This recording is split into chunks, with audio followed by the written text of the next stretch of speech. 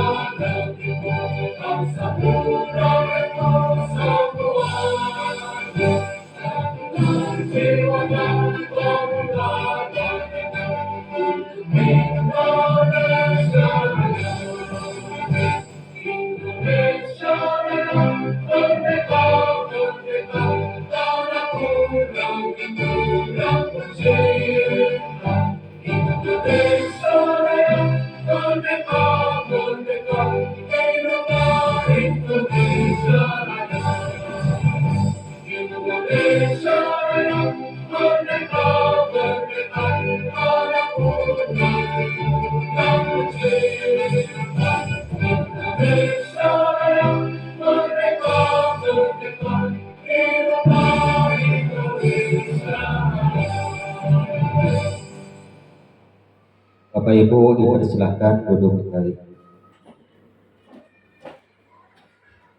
Alhamdulillah, acara yang kedua sudah kita laksanakan. Sekarang lanjutkan ke acara yang ketiga, yaitu sambutan dari Bapak Kepala Sekolah. Untuk waktu dan tempat dipersilahkan.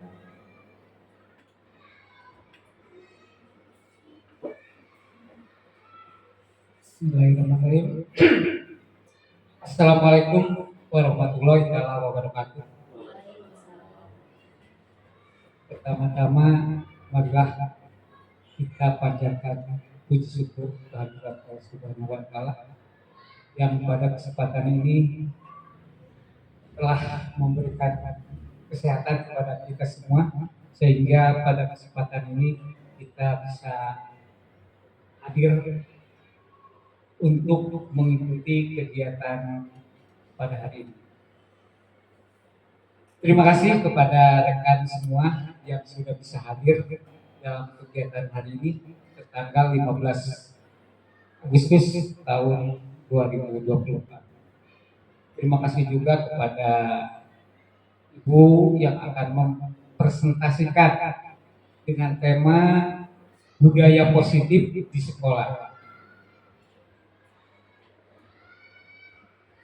Dengan adanya yang ikut grup penggerak di sekolah kita, mudah-mudahan mendorong dan membawa kemajuan yang positif di sekolah kita ke depannya. Dan kepada rekan-rekan yang lain yang masih muda-muda, terutama diharapkan ikut ke depannya mengikuti program guru penggerak tahap berikutnya. Bapak dan Ibu,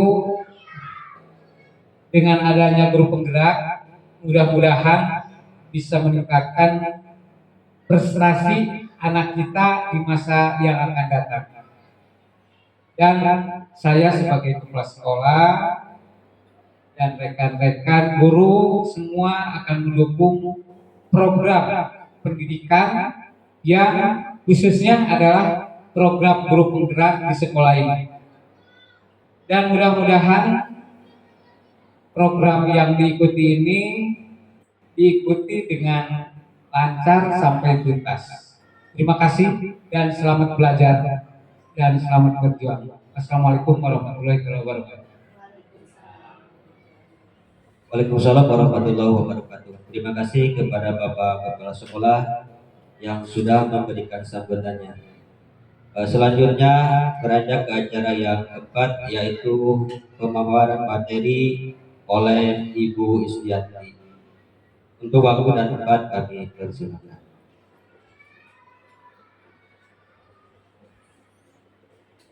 Baik, terima kasih kepada Bapak Moderator yang telah memberikan waktu dan juga kesempatannya kepada saya. Kali ini di sini saya berdiri bukan untuk menggurui atau bukan untuk bukan hanya untuk menyampaikan sedikit mengenai budaya positif di sekolah.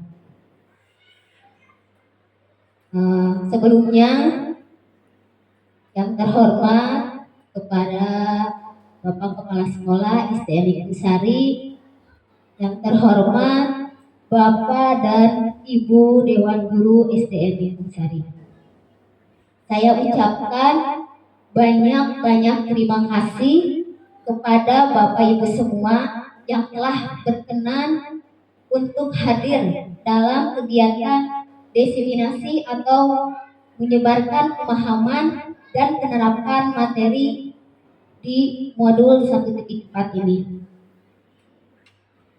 Di sini saya ini sebagai pemateri untuk memenuhi tugas saya sebagai calon guru penggerak di angkatan 11. Terutama saya dari Kabupaten Cianjur.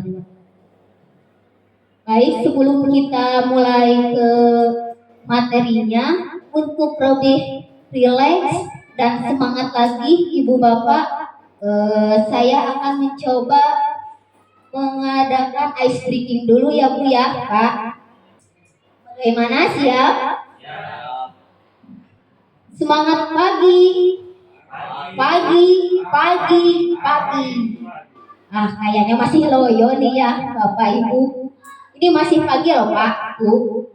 Coba semangat pagi. Ya. Jadi walaupun kita pagi menuju siang, tapi semangat harus tetap pagi ya.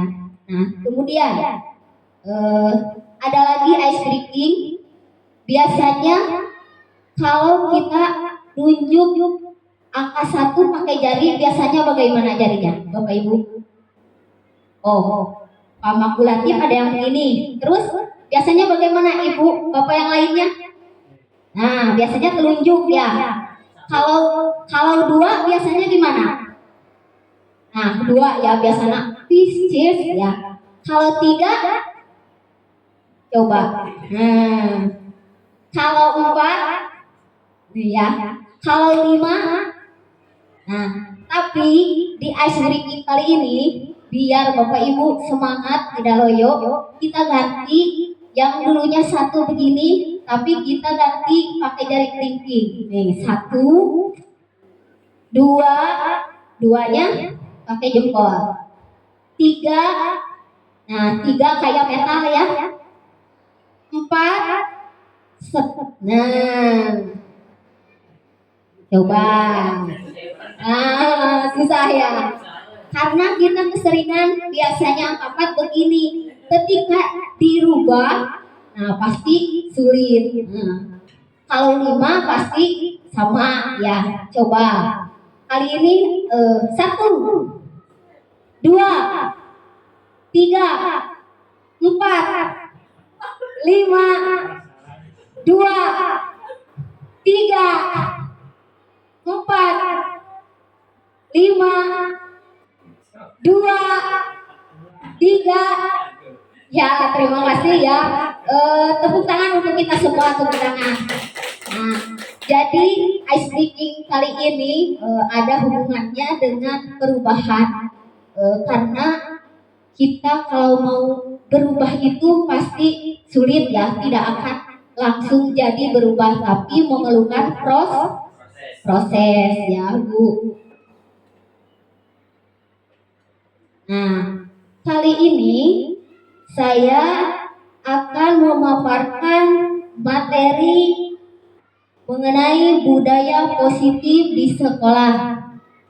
Tapi di sini ya, biasa ada foto saya dari SDN Lingkung Sari, Kabupaten Cianjur, khususnya Kecamatan Adrabirta. Nah, di sini budaya positif di sekolah. Sebelum saya lanjut ke slide berikutnya, kira-kira ada yang terbersit tidak di benak Bapak Ibu semua? Apa sih budaya positif itu? Ada tidak Bapak Ibu? Oh iya, baik, silakan Bu, bagaimana? Mungkin budaya positif di sekolah itu adalah kebiasaan yang menunjukkan perilaku atau tujuan yang positif. Nah, terima kasih. Benar sekali ya. Budaya positif tadi adalah biasanya kebiasaan yang menunjukkan ke arah yang positif ya. Bagus. Terus apakah ada lagi? Apa Bu?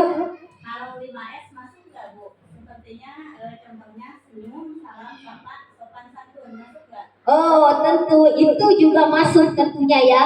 Karena budaya 5S itu harus sekali diterapkan, terutama di lingkungan sekolah kita ya, di SD Lingkung Sari.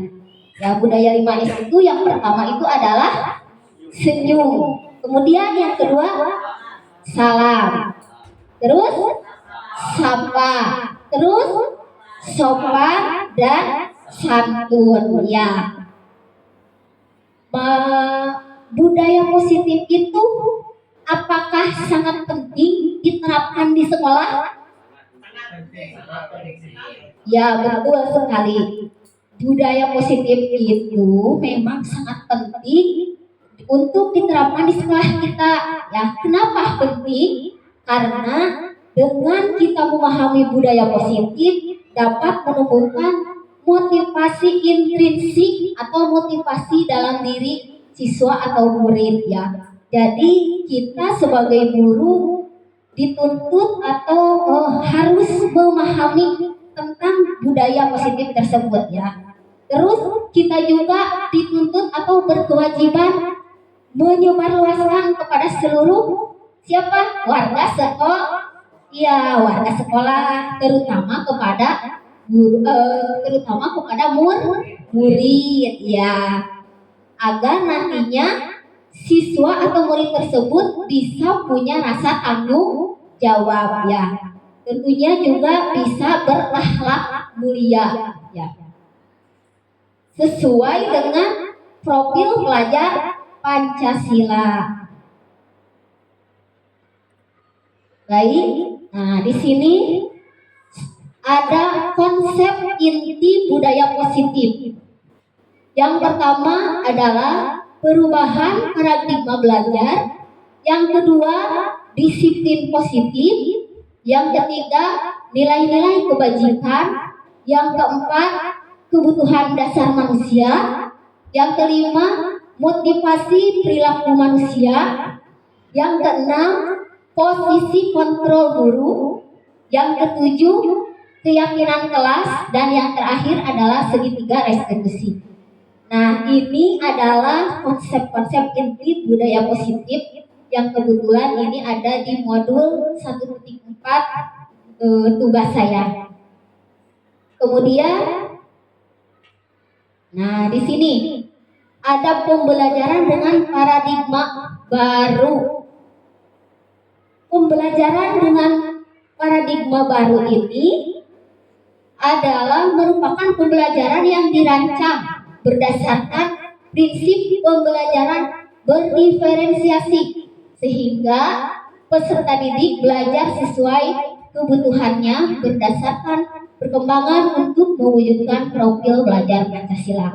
Nah, di sini ada kata berdiferensiasi. Kalau biasanya berdiferensiasi itu adalah pendidikan yang berpusat pada murid atau bahasa keren mah berdiferensiasi ya. Di sini coba saya ingin bertanya kembali kepada Bapak Ibu guru, apa sih bedanya pembelajaran yang berpusat pada murid dan juga pembelajaran yang berpusat pada guru? Ada yang tahu Bapak Ibu? Silakan Ibu. Kalau pembelajaran berpusat pada guru berarti materi didominan oleh guru semua. Sedangkan berpusat pada murid berarti materi pembelajaran itu dikolaborasi dengan murid, jadi murid bisa menentukan sendiri. Nah, terima kasih Ibu, tepat sekali. Jadi pembelajaran yang berpusat pada guru, jadi semua materi, semua bahan ajar guru yang menyiapkan. Murid tidak dilibatkan. Kalau pembelajaran yang berpusat pada siswa atau murid, jadi bagaimana tadi? Itu materinya diajar siswa, diajar. Nah, betul. Jadi semua kegiatan di dalam pembelajaran siswa ikut dilibatkan. Siswa ikut dilibatkan. Mereka diberi kebebasan untuk memilih materi apa yang mereka senangi. Ya. Jadi Ibu dan Bapak kira-kira sudah melakukan pembelajaran yang mana sampai saat ini? Apa masih berpusat pada guru atau sudah berpusat pada murid? Berpusat pada murid. Ya, alhamdulillah ya. Terutama khususnya di SD Lingkung Sari, kita telah melaksanakan pembelajaran yang berpusat pada murid atau siswa yang disebut dengan berdiferensiasi. Jadi idealnya untuk zaman sekarang itu adalah pembelajaran yang berdiferensiasi. Jadi pembelajaran yang berdiferensiasi itu pembelajaran yang berpusat pada murid. Jadi guru tidak selalu ceramah, tapi murid diberi untuk kebebasan mencari ide dan gagasan. Kemudian, nah selanjutnya ada miskonsepsi tentang teori kontrol. Nah, di sini ada ilustrasi ya. Yang di depan sini adalah murid, yang di belakang adalah kita sebagai guru. Jadi di sini pasti ilusi guru itu, pikiran guru itu biasanya kita bisa kontrol ya, kita bisa mengontrol murid. Kemudian ilusi bahwa semua penguatan positif, efektif, dan bermanfaat. Kemudian ilusi bahwa kritik dan membuat rasa bersalah mampu menguatkan karakter murid. Dan yang terakhir, ilusi bahwa orang dewasa berhak memaksa. Nah, di sini kalau sesuai teori ini sangat miss sekali ya dengan konsep, karena pada kenyataannya kita tidak bisa memaksakan murid kita ya sesuai apa yang kita mau. Seperti di sini ada ilusi bahwa orang dewasa berhak memaksa, tapi pada kenyataannya kita tidak bisa kan? Tidak bisa, anak tidak bisa dipaksa. Ya, kemudian ilusi bahwa kritik dan membuat rasa bersalah mampu menguatkan karakter, tidak ya. Misalkan anak ada yang melakukan kesalahan, kemudian dia dikasih nasihat sehingga membuat dia rasa bersalah berlebih, nantinya juga tidak akan baik ya. Nanti akan merusak atau daya ingatnya sampai kapanpun dia akan ingat. Seperti misalkan, contoh seperti saya dulu waktu sekolah SD, saya tidak mengerjakan tugas dan kemudian saya ditegur, terus ditegur tersebut dengan kata-kata yang sangat-sangat menyakitkan, hingga sampai sekarang saat dewasa pun saya masih ingat dengan nama gurunya, ya, dengan situasi saat itu. Nah, kita jangan sampai seperti itu ya. Nah, kemudian mengubah paradigma stimulus respon ke pendekatan teori kontrol. Nah, stimulus respon realitas atau kebutuhan kita sama. Sedangkan teori kontrol realitas kebutuhan kita itu berbeda ya. Jadi stimulus respon dan teori kontrol ini biasanya sebelum ke teori kontrol kita sudah memikirkan kita pasti sama. Pada kenyataannya kebutuhan kita itu berbeda ya. Terus cara pandang semua orang melihat hal yang sama, tapi sesuai dengan teori kontrol setiap orang pasti memiliki gambaran yang berbeda ya. Kemudian yang ketiga, kita mencoba mengubah orang agar berpandangan sama dengan kita.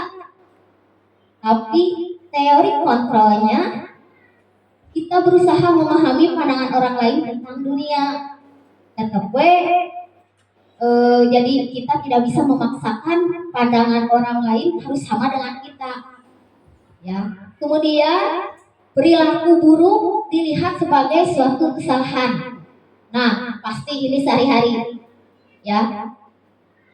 Menurut teori kontrol, semua perilaku memiliki tujuan. Nah, contohnya seperti perilaku buruk dilihat sebagai suatu kesalahan. Contoh misal ada murid yang mengambil misalkan uang jajan temannya. Pasti biasanya kita menjudge anak itu adalah salah ya. Nah, jadi dilihat itu anak itu salah, padahal kita harus melihat dulu pasti dia punya tujuan atau alasan kenapa dia mengambil jajan anak teman yang lain. Mungkin kalau kita tanya dulu berarti apa dia itu tidak dikasih uang jajan sama orang tua. Nah, di sini ya. Kemudian orang lain bisa mengontrol saya. Teori kontrolnya hanya Anda yang bisa mengontrol diri Anda. Tidak bisa ya. Seperti halnya murid juga tidak bisa. Kemudian saya bisa mengontrol orang lain. Nah, teori kontrolnya Anda tidak bisa mengontrol orang lain. Kemudian selanjutnya pemaksaan ada pada saat bujukan gagal. Terus teori kontrolnya berkolaborasi dan konsensus menciptakan pilihan-pilihan baru. Nah, jadi untuk pemaksaan ya biasanya kalau kita sudah membujuk tapi orang tersebut tidak terbujuk, nah pasti nanti akan menjurus ke apa maksa ya. Pasti kemaksa ya, karena teori rujukannya itu sudah gagal ya. Tapi bisa dengan cara lain, yaitu berkolaborasi dan konsensus menciptakan pilihan-pilihan baru ya. Kemudian yang terakhir adalah model berpikir menang atau kalah. Nah, jadi di sini kalau teori kontrol model berpikir menang-menang. Jadi tidak ada misalkan kita dengan murid, ketika murid ada masalah, jadi tidak ada istilah kita yang menang, murid yang kalah. Tapi sama, kita menang, murid juga menang dengan tercipta solusi ya. Kemudian, nah di sini kita berlanjut ke disiplin positif. Biasanya kata disiplin itu yang Bapak Ibu pikirkan, biasanya disiplin itu apa? Sebelum ke sini, biasanya kalau ingat disiplin berarti ingat apa? Betul sekali Pak Asep, aturan ya. Jadi biasanya kalau kita mendengar kata disiplin pasti ke aturan. Tapi disiplin di sini ya berasal dari kata disiplina yang artinya belajar. Disiplin mengacu pada disiplin diri yang memiliki tanggung jawab terhadap apa yang dilakukannya berdasarkan nilai-nilai yang diyakini. Kemudian disiplin positif.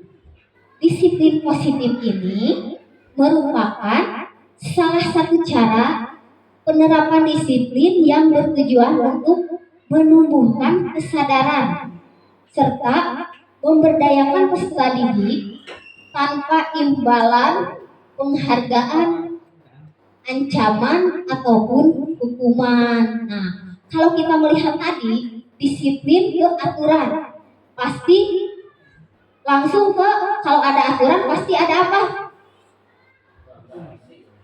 Ada sanksi ya. Nah, tapi disiplin positif ini tidak mengarah ke sana, tidak mengarah ke sanksi. Ya, jadi lebih ke menumbuhkan kesadaran siswa itu sendiri ya, tanpa diberi imbalan ataupun ancaman di sini ya.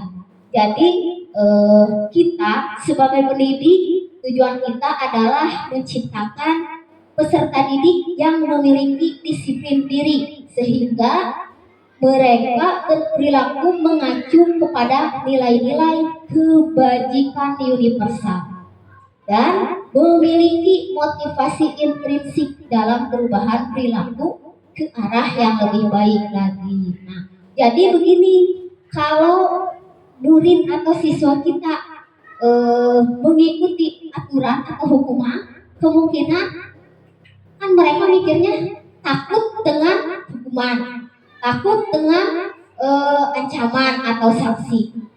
Pasti di kemudian hari ketika mereka lupa dengan ketakutan tersebut, mereka pasti akan melakukannya sendiri, melakukan lagi atau mengulang lagi kesalahan tersebut.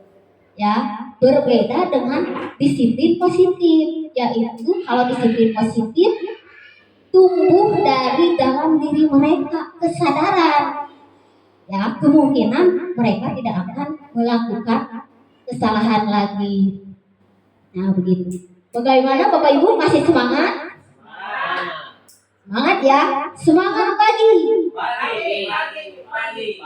Bisa. Harus tetap semangat ya.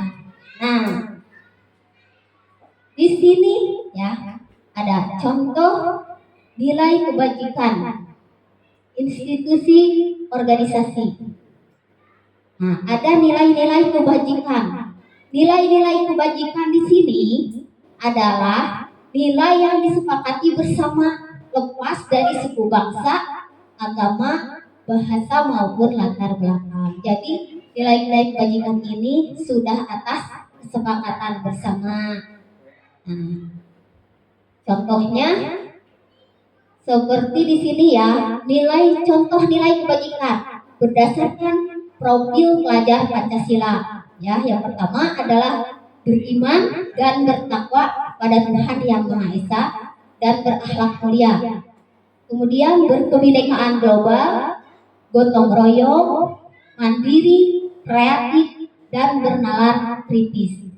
Nah, kemudian ada lagi contoh nilai kebajikan menurut Ibo Primary Years Program atau menurut sikap murid.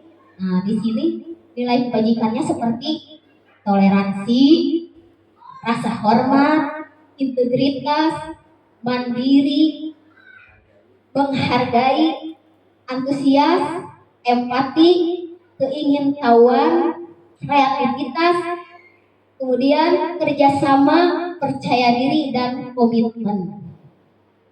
Kalau menurut nilai kebajikan menurut keterampilan hidup atau life skill ya, seperti dapat dipercaya, lurus hati, pendengar yang aktif, tidak merendahkan orang lain, dan memberikan yang terbaik ya dari diri.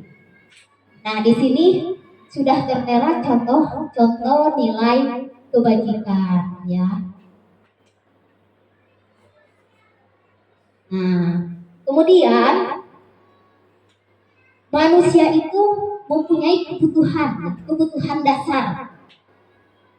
Apa sih kebutuhan dasar manusia itu? Kebutuhan dasar manusia itu adalah segala sesuatu yang kita lakukan untuk mendapatkan apa yang kita inginkan.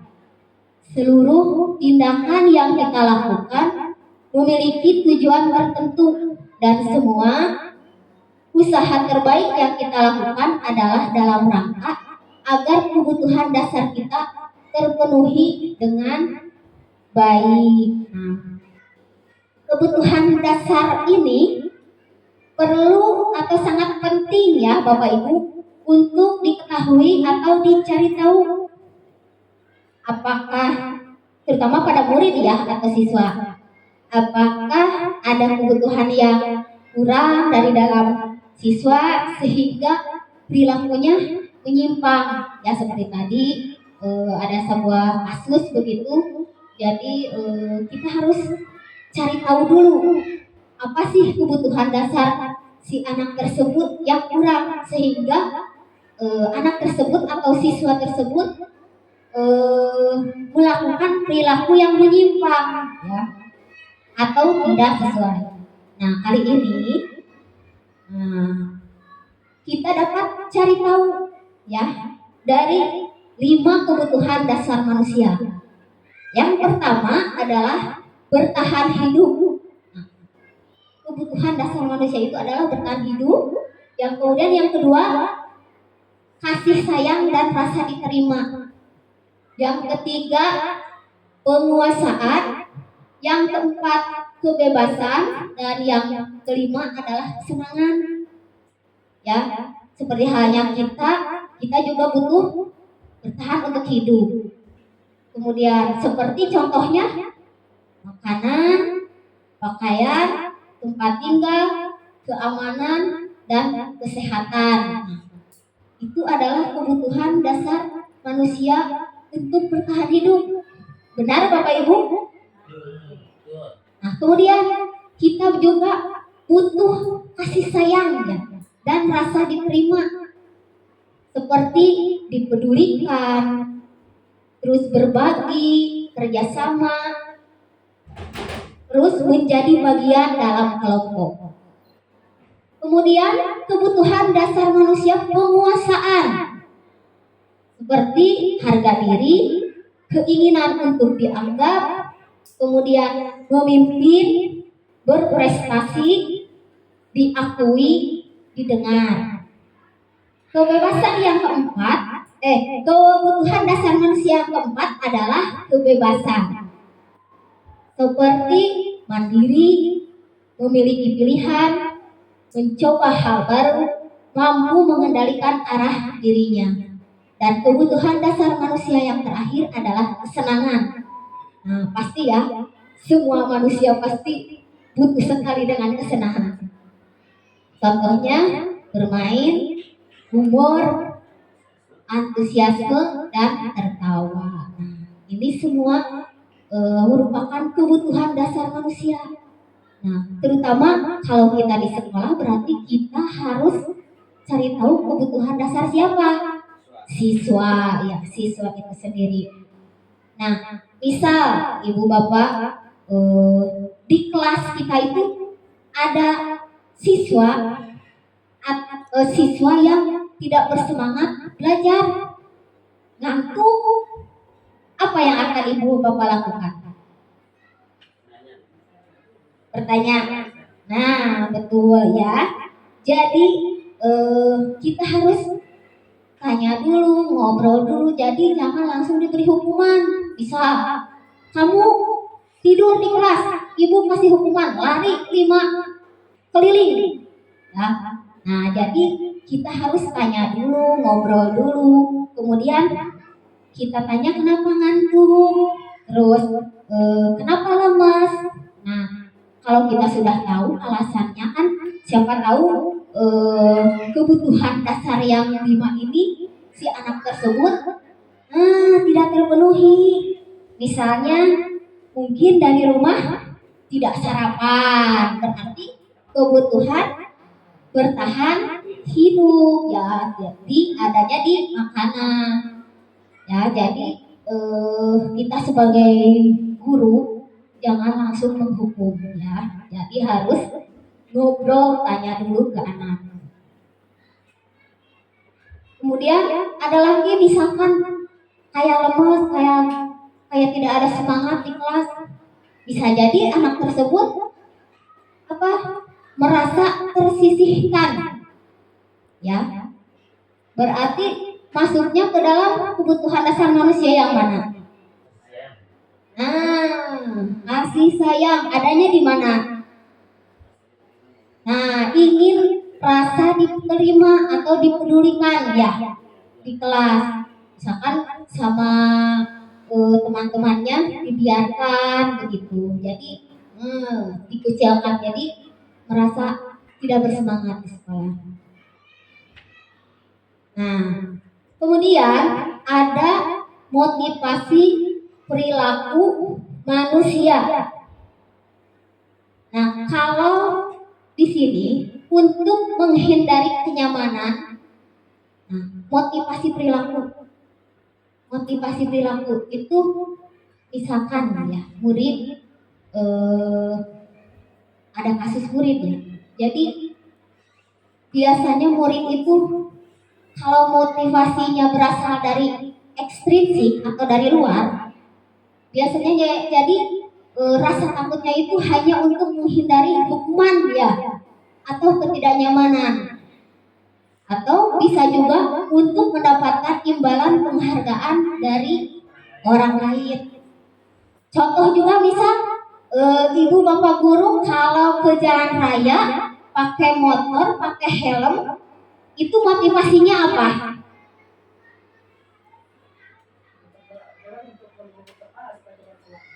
Nah, bisa berarti untuk menutupi kepala ya, supaya tidak jatuh, berarti untuk menghindari ketidaknyamanan. Itu berarti munculnya dari motivasi ekstrinsik. Tapi kalau kita misalkan takut ditilang, takut ditilang, karena kalau takut ditilang berarti takut akan hukuman. Jadi motivasinya tidak timbul dari dalam diri. Nanti bisa jadi bapak ibu sewaktu-waktu biarin deh, gak usah pakai helm. Ya, pasti memikirkannya seperti itu ya. Tapi kalau berasal dari motivasi intrinsik dari dalam diri kita, jadi kita mikirnya pakai helm itu supaya menjaga keselamatan untuk nyawa kita sendiri. Insya Allah tidak akan mengulanginya lagi. Nah, begitupun dengan siswa atau murid.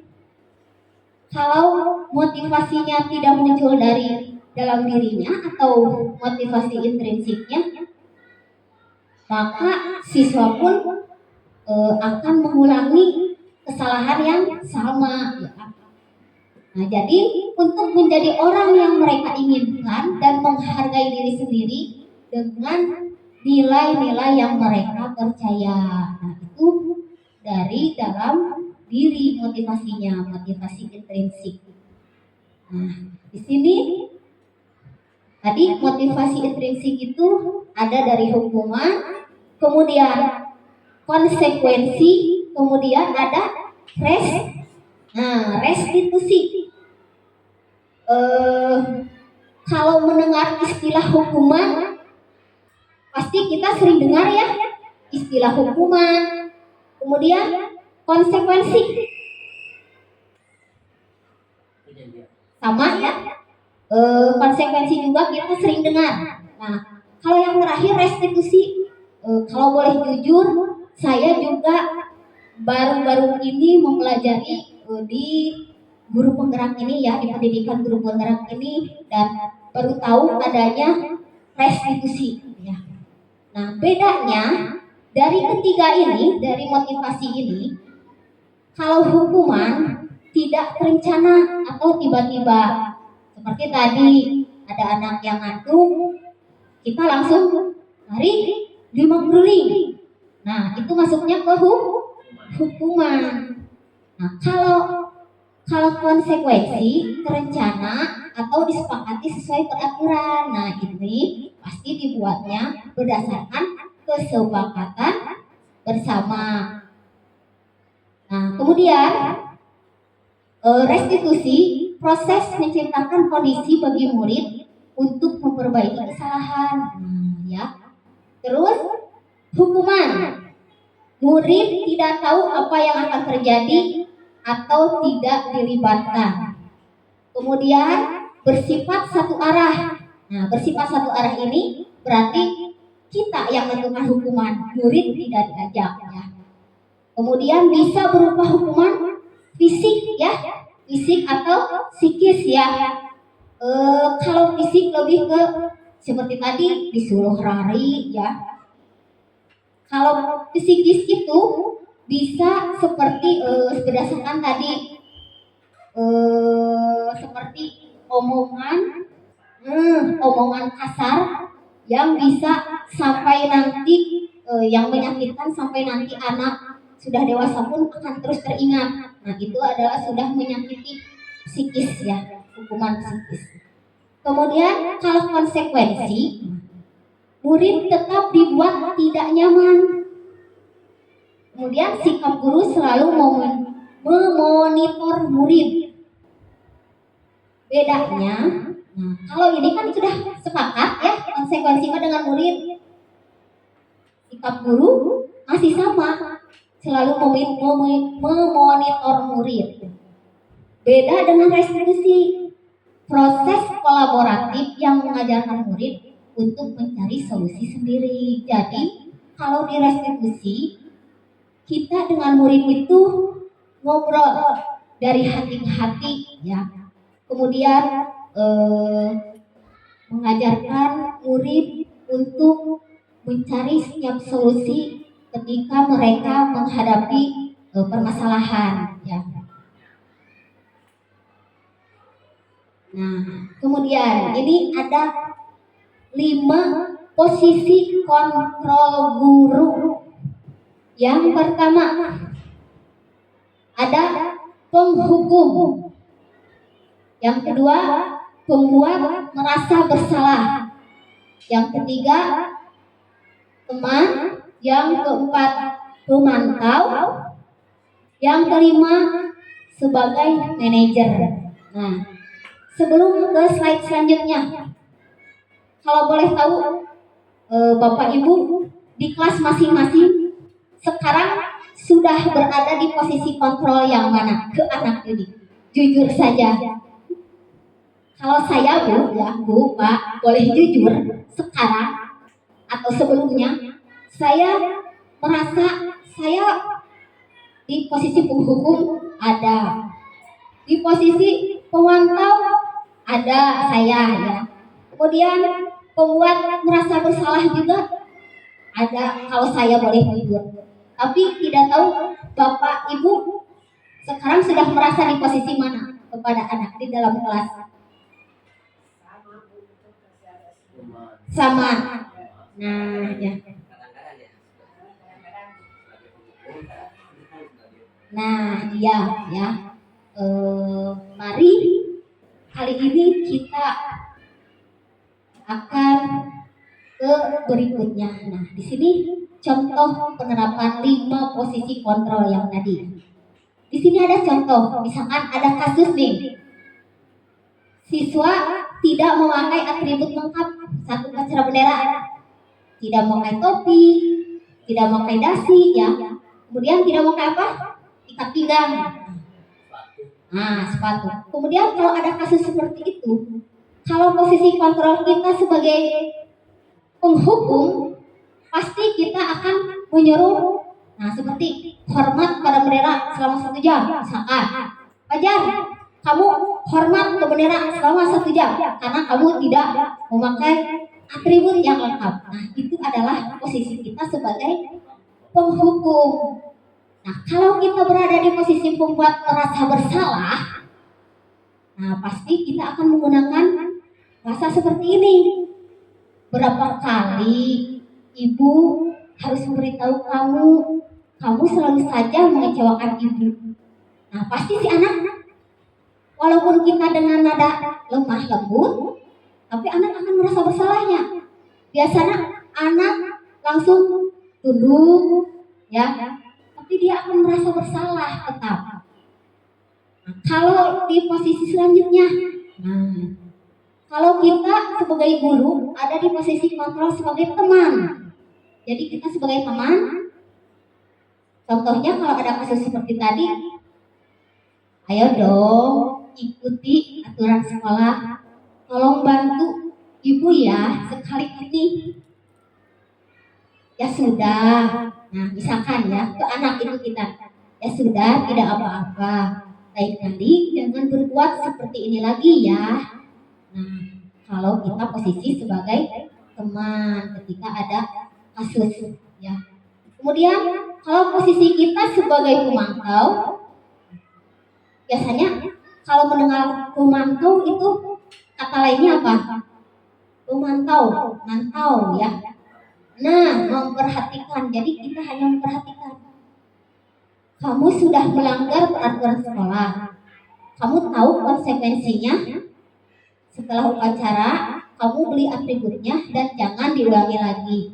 Nah, jadi kita sebagai pemantau, nanti kita lihat beli uang. Nah, gitu. Kita hanya memantau saja. Ya. Nah, kemudian ada posisi sebagai manajer. Ya. Posisi sebagai manajer pastinya, apakah kamu tahu kesalahanmu? Kira-kira bagaimana kamu memperbaiki kesalahanmu? Nah, kira-kira menurut Bapak Ibu dari 5 posisi kontrol tersebut, posisi kontrol yang paling ideal itu sebagai apa? Kalau kita sebagai teman, mungkin nanti murid akan merasa kita sama, ya. Nah, betul. Jadi posisi yang paling ideal, yang paling bagus itu adalah posisi kita sebagai manajer, ya. Jadi anak dikasih tahu, kemudian anak akan tahu juga bagaimana mencari solusi sendiri, ya, gitu. Nah, di sini saya akan bertanya kepada Bapak Ibu, ada contoh posisi kontrol seperti apa kalau ada seperti ini, kalimat seperti ini. Saya kecewa sekali dengan kamu. Posisi kontrol apa? Coba. Posisi apa?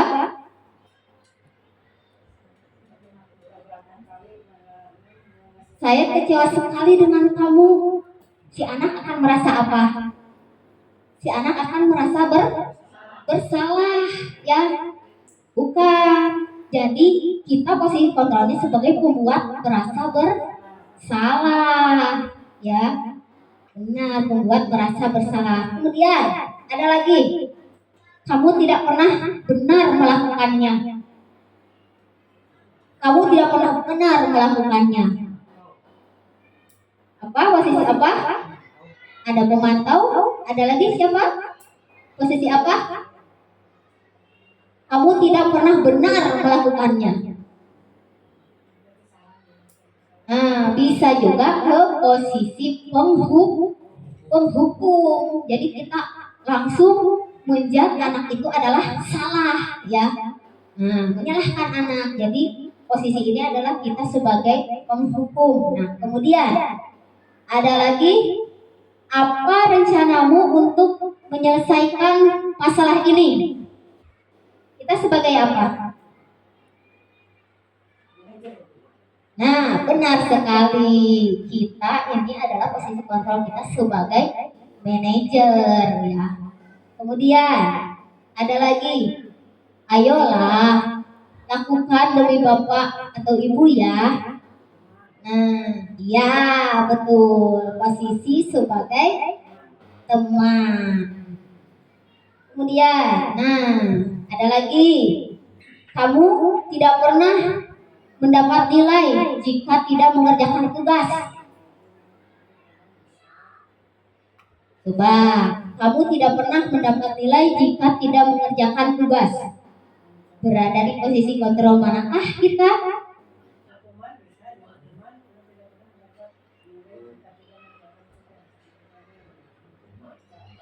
Di sini kita berada di posisi pemantau. Nanti selanjutnya kita akan memantau apakah dia akan mengerjakan tugas lagi atau tidak. Nah, di sini kita sebagai pemantau. Nah, kemudian ada keyakinan kelas. Mengapa keyakinan kelas? Mengapa bukan peraturan kelas? Nah, coba apa itu keyakinan dan apa itu peraturan? Sudah terbayang Bapak Ibu? Keyakinan, antara keyakinan dan peraturan. Kalau peraturan biasanya dibuat oleh guru atau pihak sekolah, ya. Nanti kalau ada yang melanggar pasti dihukum atau disanksi. Kalau keyakinan kelas, nah betul, kita sebagai guru bersama-sama dengan murid atau berkolaborasi dengan murid menentukan keyakinan kelas apa yang positif di kelas, ya. Bedanya itu antara keyakinan kelas dan peraturan kelas. Kenapa sekarang kita buat keyakinan kelas? Nah, karena kalau kembali lagi ke motivasi, kalau kita menggunakan peraturan kelas, siswa atau murid pasti motivasinya bukan dari dalam diri, bukan dari motivasi intrinsik, ya, tapi pasti keluar dari motivasi ekstrinsik tersebut karena takut akan hukuman, ya. Beda dengan keyakinan kelas. Jadi motivasi yang timbul itu dari dalam diri sehingga anak akan merasa tidak ketakutan, ya. Nah, di sini ada pembentukan keyakinan kelas. Di kelas masing-masing Bapak Ibu sudah membentuk keyakinan kelas? Sudah, alhamdulillah. Nah, ya. Jadi untuk keyakinan kelas ini, ya, yang pertama bersifat abstrak. Nah, kemudian berupa pernyataan universal. Kemudian dibuat dalam pernyataan positif. Selanjutnya sedikit saja agar mudah diingat. Kemudian sesuai dengan kondisi kelas dan sekolah sehingga mudah diterapkan. Dan yang terakhir adalah semua warga sekolah atau warga kelas dilibatkan saat membuat keyakinan kelas. Nah, di sini jadi kalau kita membuat keyakinan kelas di kelas itu tidak usah panjang-panjang. Tidak usah banyak, Bu. Yang penting si anak atau siswa tersebut akan mudah ingat dan juga membuatnya itu dengan pernyataan positif. Contoh, misalkan dilarang membuang sampah sembarangan. Nah, dilarang itu termasuk ke dalam kalimat positif atau negatif, Bapak Ibu?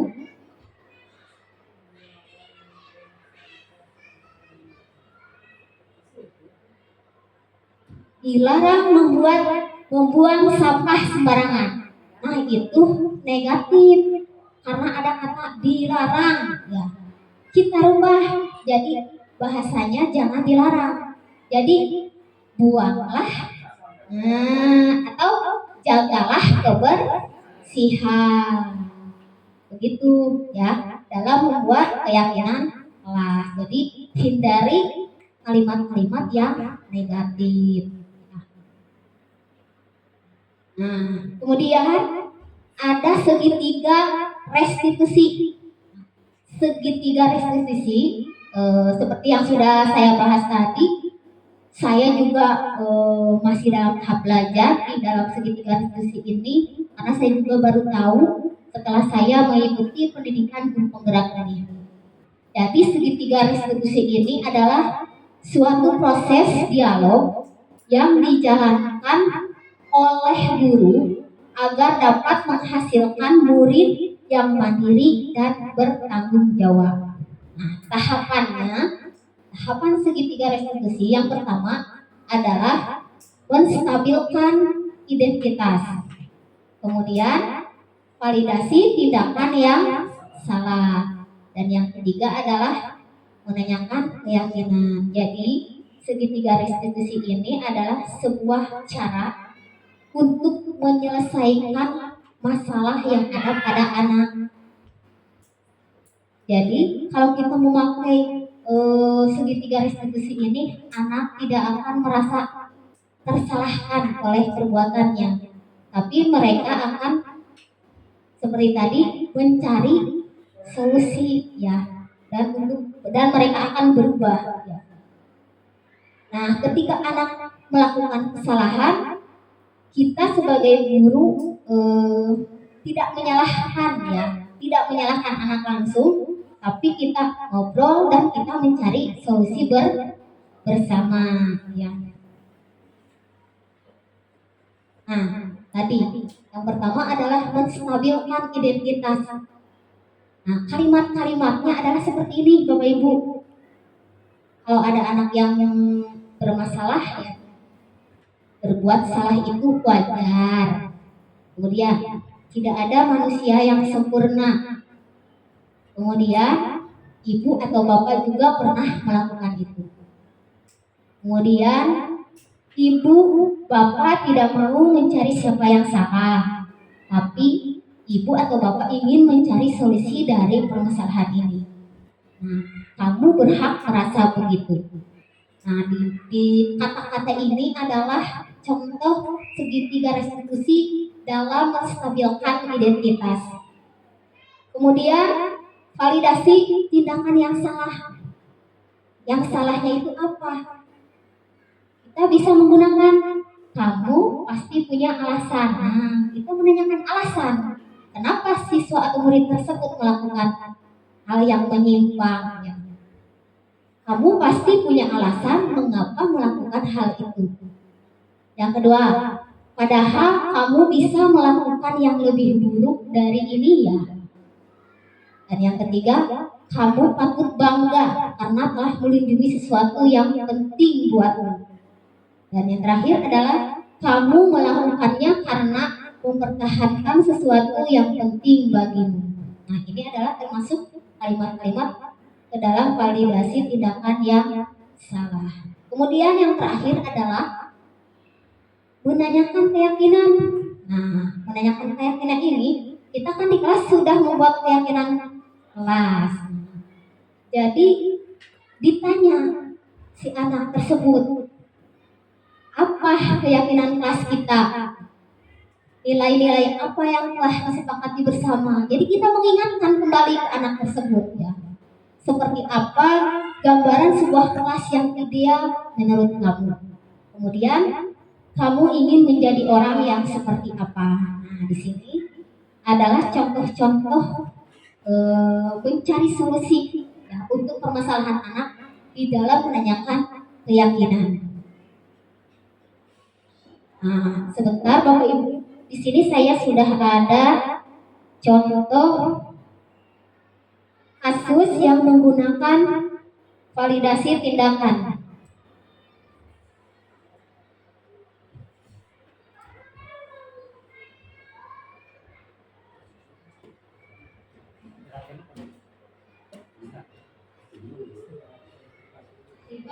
Tidak mengapa Ibu panggil ke sini? Menurut Rika, kalau datang selalu itu sebuah kesalahan yang mendatangkan sebuah kesalahan. Ini juga pernah melakukan kesalahan seperti itu. Maka kita akan menyelesaikan masalah ini bersama. Kamu pasti punya alasan kenapa kamu datang.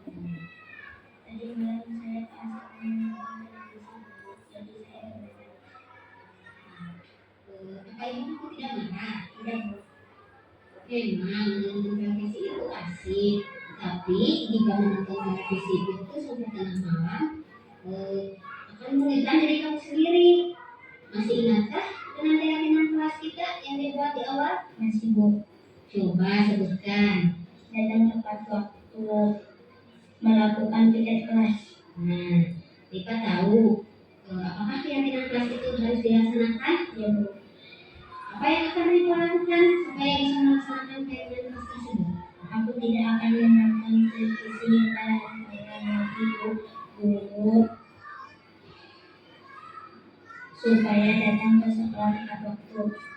Ibu harap kamu tidak akan mengulangi lagi ya. Iya Bu. Terima kasih. Nah, Bapak Ibu, di sini saya sudah menerapkan bagaimana mencari solusi permasalahan yang ada di kelas dengan menggunakan penerapan segitiga restitusi. Seperti yang tadi, yang pertama adalah kita melakukan apa Bapak Ibu Guru? Nah, menstabilkan identitas ya. Kemudian validasi tindakan yang salah. Dan yang terakhir adalah kita menyanyikan keyakinan kelas yang telah dibuat bersama di kelas. Nah, kita sampai ke acara atau ke materi terakhir yaitu materi penutup. Dalam di sini ada ya sesuai standar nasional pendidikan dalam penerapan program disiplin positif hendaknya guru memiliki standar kepribadian profesional dan sosial yang baik di mana guru mampu merefleksi dirinya dalam posisi kontrol saat ini. Bagaimana perjalanan dirinya sebagai among atau manajer. Nah, yang bisa menuntun murid-muridnya menjadi insan yang mandiri, merdeka, dan bertanggung jawab. Nah, mungkin materi atau presentasi kali ini dari saya dicukupkan sekian. Mohon maaf apabila banyak kata-kata yang tidak enak di hati Bapak Ibu semua. Sekian dari saya. Wassalamualaikum warahmatullahi wabarakatuh. Saya kembalikan kepada Bapak Moderator. Waalaikumsalam warahmatullahi wabarakatuh. Terima kasih pada Ibu Istian SPD yang sudah menyampaikan materinya dengan gamblang, jelas. Sudah kita dengarkan bersama. Mudah-mudahan kita bisa melaksanakan di khususnya di SDN di Musari, dan semoga kami sebagai rekan guru memotivasi Ibu sebagai calon guru penggerak. Semoga tetap semangat ya Bu, sukses selalu, dan di akhir lulus mendapatkan sertifikat guru penggerak. Amin ya robbal alamin. Acara yang selanjutnya adalah acara terakhir yaitu doa tutup. Alhamdulillah acara kita dari awal sampai akhir sudah berjalan dengan lancar. Kita akhiri bersama dengan membacakan Alhamdulillahirabbil alamin. Saya sebagai moderator mohon pamit. Wassalamualaikum warahmatullahi wabarakatuh. Assalamualaikum warahmatullahi wabarakatuh. Bagaimana kabar kalian hari ini? Baik. Alhamdulillah. Nah, baik anak-anak, hari ini kita akan membuat keyakinan keyakinan kelas. Tapi sebelumnya, Ibu pengen tahu apa itu keyakinan? Ada keyakinan, ada peraturan, ya. Ada yang tahu tidak apa itu keyakinan? Dan itu tidak? Tahu? Nah, apa? Coba. Keyakinan. Iya, bisa. Nah, guru. Ya, gini ya. Jadi kali ini kita akan membuat keyakinan kelas, ya. Kalau biasanya ada peraturan. Kalau peraturan itu dibuatnya oleh sekolah. Sekolah kalau ada peraturan. Nah, kalau kita di kelas berarti ada keyakinan kelas. Nah, bedanya kalau keyakinan kelas nanti yang timbul itu dari motivasi kalian sendiri. Jadi kalian beda dengan peraturan. Kalian kalau peraturan pasti kalian takut akan hukuman. Nah, kalau untuk keyakinan kalian yang kuat dan kalian yang menyepakati, jadi tidak akan takut dengan hukuman, ya. Jadi kalian itu akan timbul motivasi dari diri kalian. Nah, baik. Untuk contohnya bisa, ya. Tapi kalau dalam keyakinan kelas kita akan menggunakan kalimat yang positif. Yang positif. Contoh, kalau misalkan di peraturan sekolah, ya, misalkan ada kata-kata begini, dilarang membuang sampah sembarangan. Nah, kalau kita rubah ke dalam kalimat positif berarti jadi bagaimana? Menjaga kebersihan. Nah, kita ya. Jadi kita menggunakan kalimat yang positif. Yang positif. Kali ini Ibu akan membagikan stick note, ya. Satu orang satu. Kalian buat keyakinan kelas kalian. Satu orang satu kalimat saja, ya, atau satu keyakinan saja, ya, tapi menggunakan kalimat yang positif. Ibu bagikan, ya. Silakan tulis.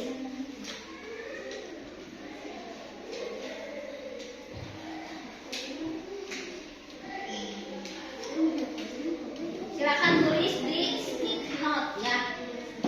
Jangan lupa dikasih nama.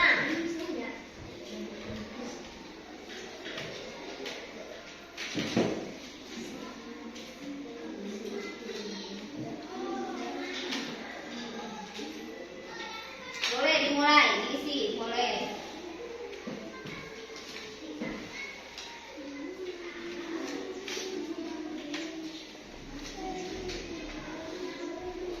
Di stick note-nya dikasih nama.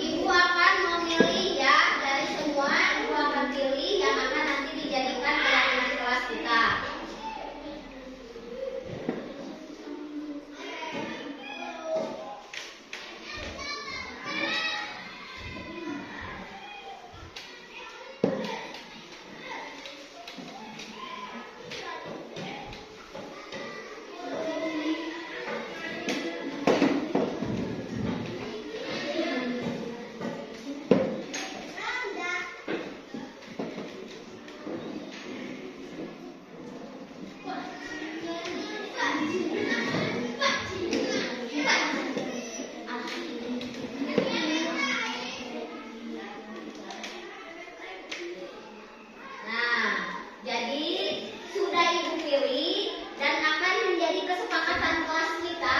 Yang pertama itu adalah menghargai teman.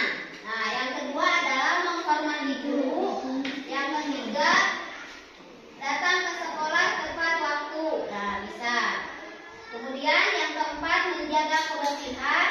Dan yang kelima, bersikap jujur. Nah, jadi ini adalah keyakinan kelas yang telah kalian sepakati. Yang sudah kalian sepakati.